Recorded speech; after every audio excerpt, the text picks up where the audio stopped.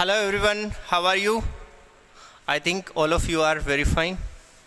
Now, in this class, we will discuss about the magnetic field due to a current carrying circular wire. इसके बारे में आज हम लोग बात करने वाले हैं, ठीक है? अब देखिए, आपको सबसे पहले मैं एक बात बताता हूँ कि लास्ट जो टॉपिक हुआ था अपना, उसमें हमने राइट हैंड थंब रूल के बारे में स्टडी की। राइट हैंड थंब रूल हमें क्या बताता है? करंट और मैग्नेटिक फील्ड की डायरेक्शन के बारे में बताता है कि किस साइड में करंट होगा तो किस साइड में मैग्नेटिक फील्ड होगी। तो अब जब लास्ट टॉपिक में हम उसकी बात कर रहे थे, करंट फ्लो करवा रहे थे किसी कंडक्टिंग वायर में, कॉपर वायर में, तो उसमें हमारे पास स्ट्रेट वायर था। अब अगर उस स्ट्रेट वायर को बैंड कर दें हम लोग और एक सर्कुलर वायर बना दें, एक सर्कुलर कॉइल बना दें, तो क्या होगा ये देखना है अब हमें। तो अगर हम उसको बैंड कर देते हैं तो बैंड करने के बाद भी उसके चारों तरफ मैग्नेटिक फील्ड या मैग्नेटिक इफेक्ट जो है वो हमें देखने को मिलेगा। सिर्फ स्ट्रेट वायर पे ही नहीं, बैंड वायर में भी देखने को मिलेगा। और वो कैसे मिलेगा हमें, हम उसको कैसे आइडेंटिफाई करेंगे, इसके लिए हम एक एक्टिविटी करके देखते हैं। एक्टिविटी में हमने क्या किया? एक्टिविटी में हमने एक ड्राइंग शीट ली और उस ड्राइंग शीट के ऊपर हमने एक कार्डबोर्ड लगा दिया। उस कार्डबोर्ड में 2 होल कर दिए, इस तरीके से 2 होल कर दिए। मान लीजिए ये आपका कार्डबोर्ड है और इसमें हमने 2 होल कर दिए, एक ये होल और एक ये होल, ठीक है? इस तरीके से 2 होल बना दिए। अब ये जो दोनों होल हैं, इन दोनों होल से हमने एक थिक कॉपर वायर यहाँ से ऐसे डाल दिया, ऐसे गोल करके ऐसे डाल दिया और उसके 2 पोर्शन बाहर नीचे की तरफ निकले आए, ऐसे ऐसे ऐसे निकले आए। और उन दोनों से हमने क्या किया, यहाँ पे करंट, यहाँ पे एक बैटरी लगाई और एक रियोस्टेट लगाया, रियोस्टेट, और कनेक्ट कर दिया इस तरीके से, प्लस माइनस ऐसे करंट को हमने फ्लो करवाना शुरू किया। तो जैसे ही हम इस पे करंट को फ्लो करवाना शुरू करते हैं तो इसके ऊपर हमने आयरन फॉलिंग डाल रखी है। आयरन फाइलिंग की वजह से, आयरन के बुरादे की वजह से जैसे इस पे करंट फ्लो होना शुरू होगा तो आयरन का जो बुरादा है वो हमें मैग्नेटिक फील्ड लाइंस दिखाएगा। और वो मैग्नेटिक फील्ड लाइंस कैसी होंगी? वो मैग्नेटिक फील्ड लाइंस इस वायर के चारों तरफ इस तरीके से होंगी, ऐसे ऐसे होंगी। इस वायर पे भी चारों तरफ ऐसे होंगी मैग्नेटिक फील्ड लाइंस, ऐसे। समझ रहे हैं आप? ऐसा हम एक्सपेरिमेंट, एक एक्टिविटी करके देख सकते हैं। अब अगर इसको थोड़ा बड़ा करके देखें हम लोग, तो देखिए ध्यान से, हमने इसको थोड़ा बड़ा किया इस तरीके से, ठीक है? ऐसा बनाया इसको, कॉइल को। यहाँ से हम करंट फ्लो करवा रहे हैं, ऐसे। यहाँ से करंट गया, ऐसे बाहर आ गया, इधर से करंट ऐसे गया, इधर से बाहर आ गया, ठीक? अब हमने क्या किया? अब ये तो देखिए स्ट्रेट कंडक्टर तो है नहीं, स्ट्रेट कंडक्टर नहीं है तो हमने क्या किया, इसके छोटे से सेगमेंट को एक बार कंसीडर कर लिया, इस वायर के छोटी सी लेंथ को एक बार कंसीडर कर लिया। मान लेते हैं कि एक बार इतने को कंसीडर कर लिया, इतने से हिस्से को, और यहाँ पे इतने से हिस्से को कंसीडर कर लिया, ऐसे। अब यहाँ पे हम राइट हैंड थंब रूल लगाएं। तो राइट हैंड थंब रूल के लिए जैसे हम बताते हैं कि राइट हैंड का थंब जो है वो करंट की डायरेक्शन को, और जो फिंगर हैं वो क्या बताती हैं? मैग्नेटिक फील्ड की डायरेक्शन को बताती हैं। तो ऐसे अगर हम देख रहे हैं तो ये देखिए इस तरीके से, nib of marker denoted the current direction and curl the finger की जो डायरेक्शन है, कर्ल फिंगर की, वो बता रही है किसको? मैग्नेटिक फील्ड की डायरेक्शन को। तो ये करंट हो गया I, और इसके चारों तरफ ये एक गोला बनाया हमने जिसमें इस तरीके से हमारी फील्ड की डायरेक्शन दिखाई दे रही है हमें, ठीक है? अब थोड़ा और आगे गए हम, इस पोजीशन पे हम पहुंचे, इस पोजीशन पे हम पहुंचे तो इसके ऊपर भी हमने एक गोला बनाया। और अब हम ये वाला हाथ, अपना राइट हैंड ऐसे था इस पोजीशन में, अब करंट नीचे की तरफ है तो ऐसे कर देंगे, तो कर्ल फिंगर देखिए ऐसे है, ऐसे है ना? तो ऐसे है तो ये एरो का सिंबल इधर आ गया और ये एरो का सिंबल इधर आ गया। इस तरीके से हम इसको दिखा सकते हैं, ठीक है? तो अब अगर यहाँ भी इसी चीज़ को यहाँ डिनोट करें तो ये देखिए आपकी जो डायरेक्शन है वो ऐसे हो जाएगी, ये ऐसे हो गई, ये ऐसे हो गई, ये ऐसे हो गई, और यहाँ से ये ऐसे हो गई, ठीक है? अब इनको इस साइड वाली को दिखाएं तो इन सब की डायरेक्शन ऐसे है, ऐसे है, और यहाँ से ऐसे है, ये दिखा दिया हमने, ठीक है। लेकिन अगर हम देखें तो देखो यहाँ ध्यान से देखो, जो रिंग के अंदर रिंग के अंदर की साइड में देखिए आप, सारी की सारी फील्ड लाइन किस डायरेक्शन में है, और बाहर की तरफ सारी की सारी फील्ड लाइंस, जैसे इसकी एक और गोला बनाया, एक और गोला बनाया, यहाँ भी बनाया और यहाँ भी बनाया। अब इनमें एरो लगा दिया इस तरीके से, ये देखिए, और इसमें भी एरो लगा दिया इस तरीके से, ये देखिए। अब देखिए अंदर की साइड में, रिंग के अंदर की साइड में फील्ड लाइंस जो हैं वो किस तरफ है, अपवर्ड डायरेक्शन में ऊपर की तरफ, और बाहर वाली डायरेक्शन में बाहर की तरफ, नीचे की तरफ डाउनवर्ड डायरेक्शन में है। दोनों के अंदर ही ऐसा केस है। अगर इस पॉइंट को हम यहाँ कंसीडर करेंगे, इस पॉइंट की जगह कंसीडर करेंगे, तो यहाँ भी हमें यही देखने को मिलेगा। इसका मतलब क्या हुआ, रिंग के अंदर, अंदर की साइड में फील्ड कैसी है, यहाँ से देखिए, देखिए जरा ध्यान से, यहाँ से एंटी क्लॉकवाइज बाहर की तरफ, यहाँ भी एंटी क्लॉकवाइज, नहीं सॉरी क्लॉकवाइज बाहर की तरफ, और ये वाली यहाँ से एंटी क्लॉकवाइज है और ये वाली क्लॉकवाइज है बाहर की तरफ, और ये अंदर की तरफ, ये नीचे की तरफ, ये ऊपर, ये ऊपर, ये नीचे। ये देखिए इनकी डायरेक्शन और इनकी डायरेक्शन सेम है, इनकी डायरेक्शन और इनकी डायरेक्शन सेम है। ठीक है, इज दैट क्लियर? अब देखो ध्यान से समझने की कोशिश करना। अब अगर हम इसको ध्यान से समझने की कोशिश करेंगे तो हमें देखने को मिलेगा कि ये जो पोल बन रहा है यहाँ पे, देखो मैग्नेटिक फील्ड इस तरीके से क्रिएट हो रही है ना, सर्कुलर वायर के अंदर, करंट कैरिंग सर्कुलर वायर के अंदर।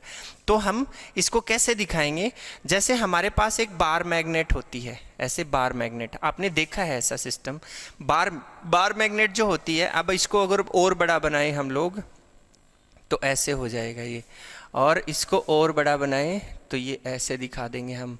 तो इसको और थोड़ा एक और लाइन लेके आए तो ये ऐसे हो गया, इसको एक और लाइन लेके आए तो ये ऐसे हो गया।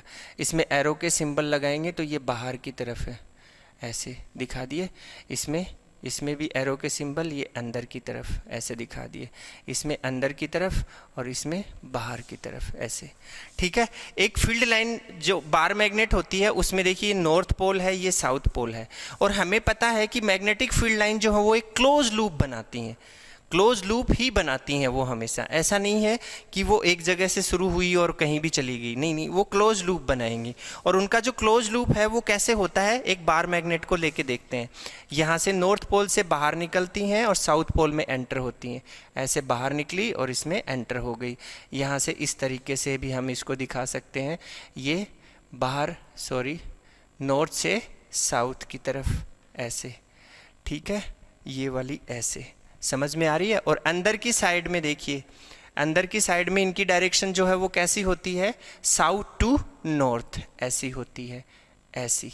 ठीक है, ऐसी ही बहुत सारी फील्ड लाइन आप यहाँ पे बना सकते हैं, ऐसे ऐसे बना सकते हैं, जो कि हम पहले भी डिस्कस कर चुके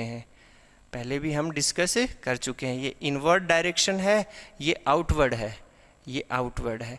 अब इनको अगर देखें, ध्यान से देखिए, बाहर निकलने वाला पोर्शन कौन सा है, बाहर निकलने वाला पोर्शन देखिए जरा, ये है, ये वाली पोजीशन। ठीक, और अंदर जाने वाला पोजीशन ये है, तो ये अंदर जाने वाला पोजीशन ये है, ये वाला अंदर जा रहा है, ये वाला अंदर जा रहा है, यहाँ से दोनों बाहर निकल रही हैं, नजर आया आपको? ये बाहर निकल रही हैं और ऐसे आएंगी और ऐसे मिलेंगी, तो मतलब बाहर निकल रही हैं वो कौन सा पोल बन सकता है, वो नॉर्थ पोल, ये नॉर्थ पोल।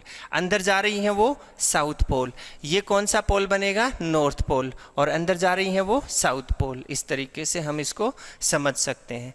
अगर ऐसे भी नहीं समझना चाहते हैं आप, तो इसके कंपैरिजन में हमने इसको बनाया कि नॉर्थ कौन सा होगा और साउथ कौन सा। अब इसका एक और तरीका है, वो कौन सा है, देखिए, ये देखते हैं अभी। देखिए, जैसे हमारे पास,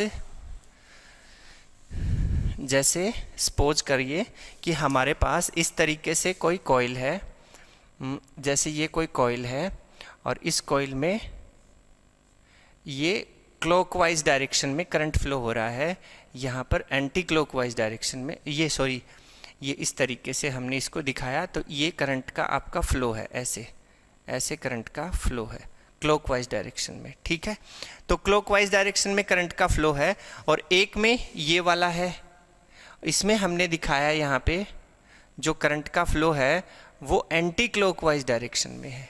कैसा है, एंटी क्लॉकवाइज डायरेक्शन में। तो यहाँ एक गोला बना के देखो और यहाँ भी एक गोला बना के देखो, यहाँ एक गोला बनाओ, यहाँ भी एक गोला बनाओ, और ये गोला क्या बता रहा है, हमें फील्ड को बता रहा है। दोबारा से थंब रूल लगाया तो ये बाहर, ये अंदर, और इसमें लगाया तो ये बाहर और ये अंदर। समझ गए, दोनों सेम सेम आ गए, ठीक है। इसी तरीके से यहाँ पे तो हम लोग डिफाइन कर सकते हैं कि साउथ पोल और नॉर्थ पोल कौन सा बनेगा, कौन सा में, मतलब करंट की डायरेक्शन क्लॉकवाइज है तो साउथ पोल बनेगा कि नॉर्थ पोल, करंट की डायरेक्शन एंटी क्लॉकवाइज है तो कौन सा पोल बनेगा, ये भी हम इसके अंदर बता सकते हैं, ठीक है। अब देखते हैं, देखिए यहाँ से, अब इसको इरेज कर देता हूँ मैं, 1 मिनट, ये हटा दिया यहाँ से और ये भी हटा दिया। चलिए एक बार दोबारा से बनाता हूँ। जैसे हमारे पास ये कॉइल है और इस कॉइल में करंट की डायरेक्शन एंटी क्लॉकवाइज है, ऐसे मान लीजिए एंटी क्लॉकवाइज है, और दूसरा जो है उसमें क्लॉकवाइज है। जैसे इसके अंदर क्लॉकवाइज डायरेक्शन है, इसके अंदर करंट की डायरेक्शन क्लॉकवाइज है, सॉरी ये क्लॉकवाइज ऐसे है, ठीक है। तो एंटी क्लॉकवाइज डायरेक्शन में हमने क्या किया, इसको काटा और इसको काट लिया, यहाँ से इन दोनों को मिला दिया। ये देखिए आप क्या बना, एन, ध्यान से देखिए, ये बन रहा है आपका एन। तो ये तो नॉर्थ पोल हो गया। साउथ, ये देखिए इसमें क्लॉकवाइज डायरेक्शन में है तो हमने इसको काट लिया और इसको काट लिया। ये क्या बता रहा है हमें, ये बता रहा है हमें साउथ पोल, ठीक है। तो इसको इस तरीके से हम लोग डिफाइन कर सकते हैं। तो हमारे पास मीनिंग क्या निकल के आया, हमारे पास मीनिंग ये निकल के आया कि किसी भी सर्कुलर कॉइल के अंदर एंटी क्लॉकवाइज डायरेक्शन अगर फ्लो होता है करंट, तो वो नॉर्थ पोल को क्रिएट करती है, और अगर क्लॉकवाइज डायरेक्शन में फ्लो होता है तो वो साउथ पोल को क्रिएट करती है। साउथ पोल का मतलब यहाँ फील्ड लाइन एंटर होंगी, और इसका मतलब यहाँ से फील्ड लाइन बाहर निकलेंगी, ठीक है, inward and outward direction of the field lines, ठीक है। इस तरीके से हम इसको समझ सकते हैं। अब देखिए हम कुछ इसके अंदर ये जो हमने अभी एक्सपेरिमेंट और जो एक्टिविटी करके देखी है उसके हमें क्या कंक्लूजन मिले उनको नोट करते हैं। 1 मिनट। हाँ जी, जो एक्सपेरिमेंट हमने किया, जो एक्टिविटी हमने की, उस एक्टिविटी में हमें क्या कंक्लूजन हमारे निकले वो मैं आपको बता रहा हूँ। तो पहला जो कंक्लूजन है वो है हमारा डायरेक्शन ऑफ मैग्नेटिक फील्ड, इसके 4 पॉइंट हैं, और दूसरा जो है वो मैं लिख देता हूँ यहाँ पे, अभी लिखा नहीं मैं भूल गया। Strength,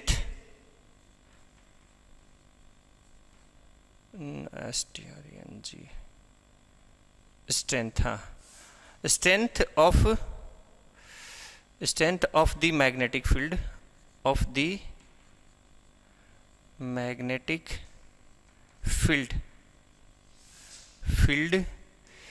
at the center of the coil, ये 2 पॉइंट हैं। तो पहले के तो ये 4 पॉइंट हैं डायरेक्शन ऑफ मैग्नेटिक फील्ड के। देखो मैं बताता हूँ आपको। The magnetic lines of force are concentric circle near the wire. हमने देखा जब वायर के अंदर से, जैसे ये वायर है आपका, इस वायर के अंदर से करंट फ्लो होता है तो वायर के पास में कॉन्सेंट्रिक सर्किल बनते हैं ऐसे, और ये वायर के पास में क्राउडेड होते हैं, और फिर धीरे धीरे ये इनकी डिस्टेंस जो है वो बढ़ती चली जाती है, और ये थोड़े रेयरर होने लग जाते हैं। ये नज़र आ रहा होगा आपको, डायग्राम नहीं आ रहा, आना चाहिए।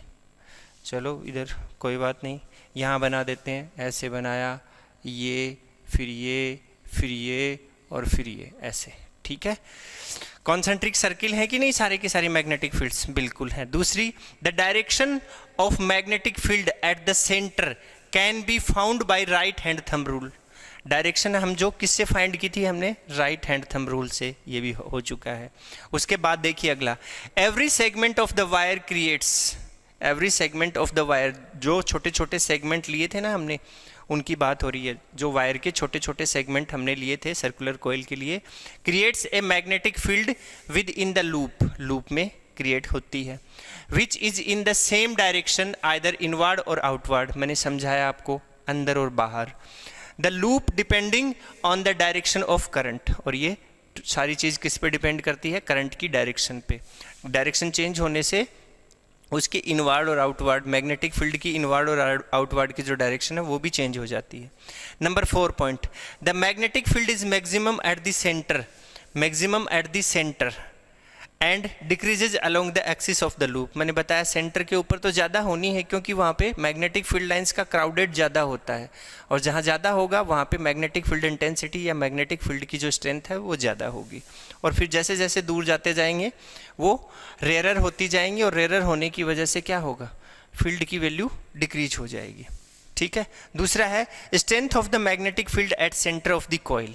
देखो हमने लास्ट क्लास में एक कॉन्सेप्ट पढ़ा था जिसमें हमने पढ़ा था कि B directly proportional to I होता है, equation first, and B inversely proportional to R होता है, इक्वेशन सेकंड। ठीक है, अब एक चीज और बता रहा हूं मैं आपको, B directly proportional to N भी होता है।